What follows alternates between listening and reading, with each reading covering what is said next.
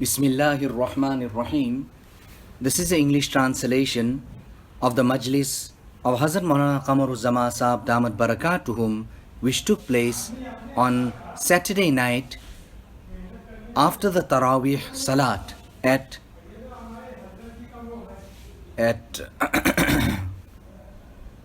Darul Ma'arif al-Islamiyya in Kareli, Alahbadi, UP, India. The Saturday was the third night of Ramadan, the 3rd of Ramadan, 1443 or 1444, corresponding with the English date, 25th of March, 2023. Hazrat Wala starts off by quoting the ayat of the Quran Majid, الذين ينفقون في السراء والضراء والكاظمين الغيظ والعافين عن الناس والله يحب المحسنين.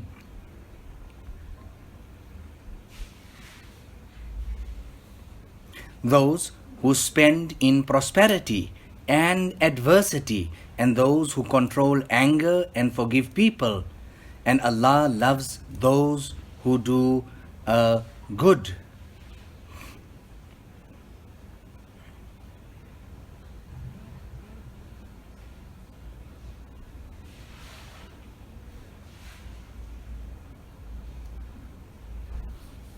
Allah Ta'ala loves those who do good. We're speaking about spending. Hazrat Wala is speaking about a person who has hundreds and thousands, rather we would say in our terminology, Maulana or Balana, but he doesn't have the courage, that amount of himmat and courage to take out 5 rupees from his pocket and spend it in the way of Allah subhanahu wa ta'ala. Whereas Allah subhanahu wa ta'ala is looking for the smallest and slightest excuse to forgive us. Rahmat-e haq, bahana mi joyed. The mercy of Allah subhanahu wa ta'ala is just looking for an excuse. But what to do and how to do? People have taken out Farsi from the Nisab and the syllabus. Hazrat Wala is saying a person to carry out one neki, just to reply to the sneeze of a person, gives the boatman that amount of rupees or the money, the currency, whatever it was, due to which his maghfirat was made. Just something so small. A immoral woman gives a dog water to drink, due to which her maghfirat is made. Farsi we speaking about, they have taken it out from the syllabus. I even said this at the Shura Darul Uloom Deoband. And what is it? The knowledge of 1,000 years in this particular language. Hazrat Tanvi Rahimahullah used to spend so generously. Hazrat Maulana Shah Wasiullah Sahab, if anybody used to become ill, immediately, instantaneously he would take out sadaqah and spend it. As-sadaqatu tutfi'u ghadab ar-rabb. Sadaqah would extinguish the anger of Allah subhanahu wa ta'ala. There was a wealthy person, and whenever he would become ill and sick, he used to call then the physician, and after that, when the nuskha and the prescription was written out, then he would send one of his people to the chemist that, listen, go and find out what is the total sum, or what would it cost to purchase all these medicines which the physician had written out. When the person would come back and say it would cost so much, then he would take that amount of money and he would give it in sadaqah, he would give it to the fuqara, due to which immediately he used to then get shifa. Rasulullah sallallahu alaihi wasallam told a sahabi to spend in the way of Allah. He had some type of hesitation. Another sahabi then remarks, La takhaf min dhal arshi iqlala, that do not ever fear poverty from the side of that Zat and being from Allah subhanahu wa ta'ala, meaning when you're spending. Nabi sallallahu alayhi wasallam heard this year, and what happened? His face lit up. He became so happy with that remark of the fellow Sahabi. Hazrat Maulana Shah Wasiullah Sahab was speaking to someone, And that person said that, Hazrat, what to do? No house, I'm renting here, this, that, and the other. Immediately he took out some amount and he gave it to this person. In fact, Hazrat Maulana Shah Wasiullah Saheb, whoever he gave, eventually that person's house was then built. Whatever the amount it was, he said, okay, this is towards your house. And he would go on to say that the house is from Hawaiji Asliya. This is from your basic and important fundamental needs. He would also, when he was going on Hajj, he took out 1,000 rupees and he gave it. He said, this is for the house. When I come back, I will build it completely. But Hazrat did not come back on the safar. He passed away.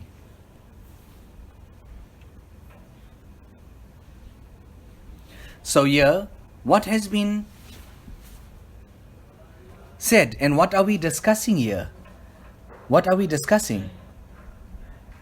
Those who spend in prosperity and adversity, and those who control anger and forgive people. And Allah Ta'ala loves those who do good. Allah Ta'ala loves those who have these characteristics and these salient features and traits, that they spend even in prosperity, and when things are very difficult for them, they spend at that time as well.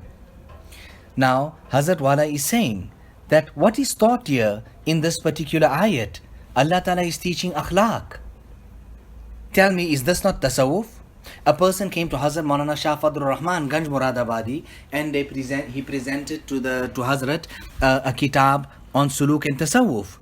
So Hazrat then said, Hato, Quran kafi hai. Move away. No, that's enough. Quran is sufficient. Quran is sufficient. In Aap Beti, there is an incident written about how Hazrat Shaykhul Hadith makes a narmi and rifq, etc. to the person or the students who were in front of him. And why do we go to the Buzrugan-e Deen? Buzrugo ke paas isiliye jaya jata hai ke ye jood aur zabt adi walazimi ho jaye, so that these characteristics, this generosity and this tolerance, then becomes it becomes the habit, it becomes the norm of a person. So a person stays there until these qualities are then entrenched in him. Allah Ta'ala loves such people. Kya umda? What an ayat, and what is being taught in this particular ayat. So that's why I keep on saying that tilawat is not sufficient. Rather, ponder, what is Allah Subhanahu wa Ta'ala saying? What is Allah Ta'ala teaching us here? Usse barkar koi wise nahi. Hazrat Maulana Shah Wasiullah Saheb used to say that greater than this year, there is no admonisher.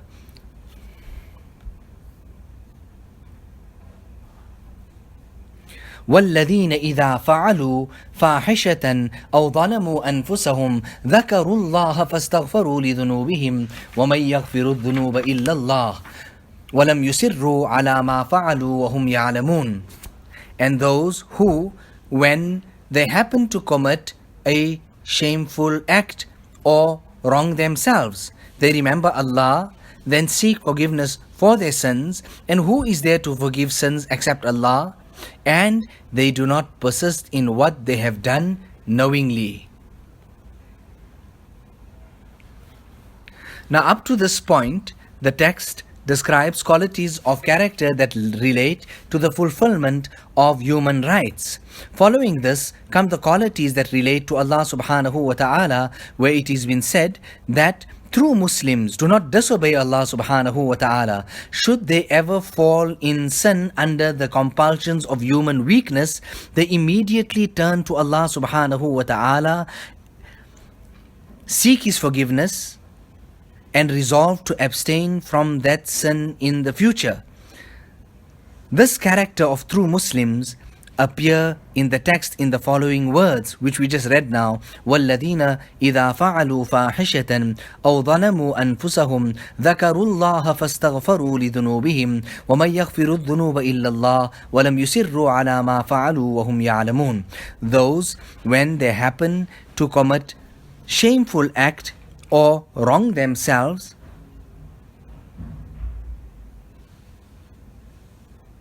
remember Allah, then seek forgiveness for their sins, and who is there to forgive sins except Allah subhanahu wa ta'ala, and they do not persist in what they done knowingly.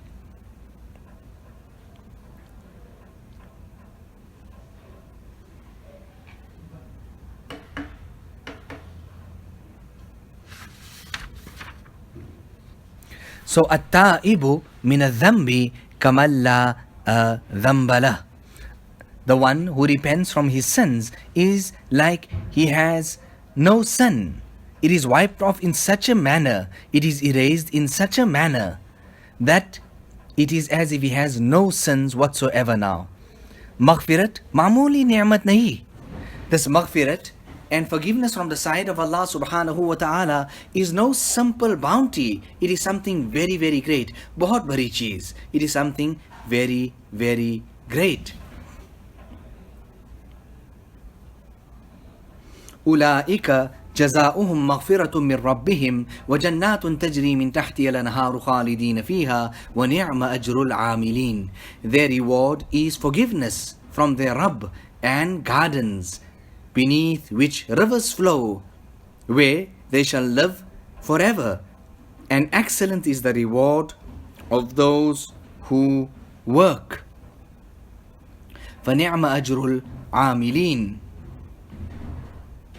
So we're speaking about beneath which rivers flow. Allah Ta'ala open up these realities to us and give us the tawfiq and the hidayat of keeping it in front of us. There are so many jazas, there are so many rewards. Here just for fasting, etc. Now Allah Ta'ala give us the tawfiq and the hidayat of keeping a genuine fast. You people are so fortunate, you are just sitting here in a confined place in the masjid. I still go out.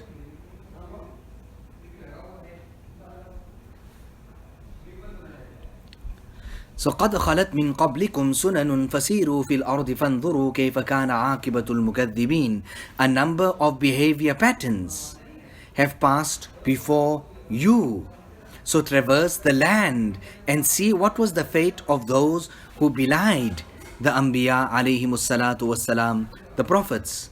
هذا بيان للناس وهدى وموعظة للمتقين. This is a declaration for mankind and a guidance and a lesson for those who fear Allah subhanahu wa ta'ala. Allahu Akbar. So a person should look after his eyes, the casting of lustful gazes. Chashmo band, labba band, gosh band, gar nabini noor haq, barman bakhand. Plug, shut those eyes, zip the lips, and plug those ears. Then too, if you do not see the nur of Allah subhanahu wa ta'ala, then laugh at me. Meaning this is so tried and tested, such a proven recipe, successful, that after you do this here, shutting your eyes, not looking at any evil, and zipping your lips, not talking anything which is wrong and evil, and plugging your ears, hearing no evil, then too, if you do not see the nur of Allah subhanahu wa ta'ala, then laugh at me. Hazrat Maulana Shah Wasiullah Saheb was in his apartment upstairs, and the door was a bit open, due to which the sound of some music was coming in. So what type of a pain? Sheikh Waqt is saying that ab kaisa bacha jaye? Now what will we do? How will we stay away from sins now? With such a pain? Allahu Akbar. There was a person, he was looking towards the street, senior person, and Hazrat Maulana Shah Wasiullah Saheb then made a remark. Ye suluk तय करने के लिए आए, this person has come to walk and tread this path to Allah subhanahu wa ta'ala, meaning, and he's looking to the street. How is it when there is such a great possibility that his eyes would fall onto something that is not desired? So guna ko guna samajna, for a person just to understand a sin to be a sin, this is a virtue on its own. And thereafter to ask Allah subhanahu wa ta'ala for forgiveness for that sin, that is a separate virtue and a neki altogether. Hazrat Shaykh Hind was there, and Hazrat Tanvi was with him, spending time with him. And then a certain time came and he said, Hazrat, every day it's my ma'mul. At this time I write a little bit in my kitab, this Bayanul Quran that I'm compiling. So may I take leave? So Hazrat said, of course, please do. He went, and shortly thereafter he returned. Hazrat Shaykh Hind said to him, what happened? You went and you returned immediately? He says, look at the adab that he had. Allahu Akbar. Hazrat, aapke hote hue main kuch likhu?